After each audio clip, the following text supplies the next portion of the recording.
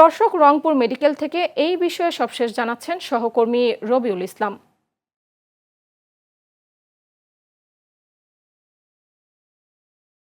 সীমা, আপনাকে ধন্যবাদ জানাচ্ছি। আমি এই মুহূর্তে দাঁড়িয়ে আছি রংপুর মেডিকেল কলেজ হাসপাতালের 2 নম্বর যে ইউনিট, সেই ইউনিটে আপনাকে যদি আমি একটি তথ্য দিয়ে রাখি যে গত 24 ঘন্টায় কিন্তু হামের যে উপসর্গ নিয়ে ভর্তি হয়েছেন প্রায় 6 জন রোগী, আর মেডিকেল কলেজে এই পর্যন্ত কিন্তু হামের প্রায় 13 জন রোগী ভর্তি আছে, 13 জন রোগী চিকিৎসা নিচ্ছেন, এমন তথ্যই কিন্তু আমাদেরকে দিয়েছেন।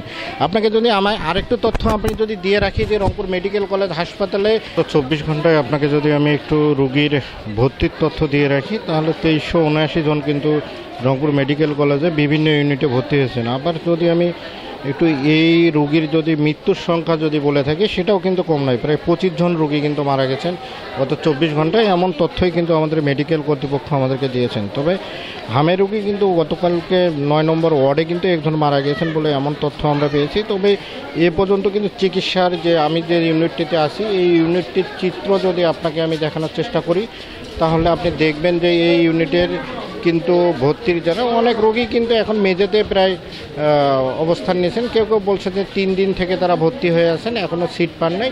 তবে রংপুরে কিন্তু বেডের যে বেড সংখ্যা আছে, সেই সংখ্যার তুলনায় কিন্তু রোগীর চাপ কিন্তু অনেকটি বেশি।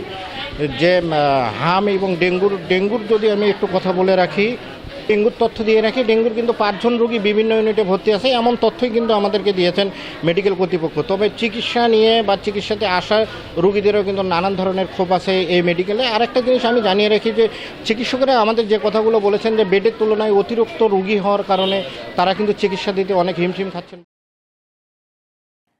রবিউল, ধন্যবাদ আপনাকে।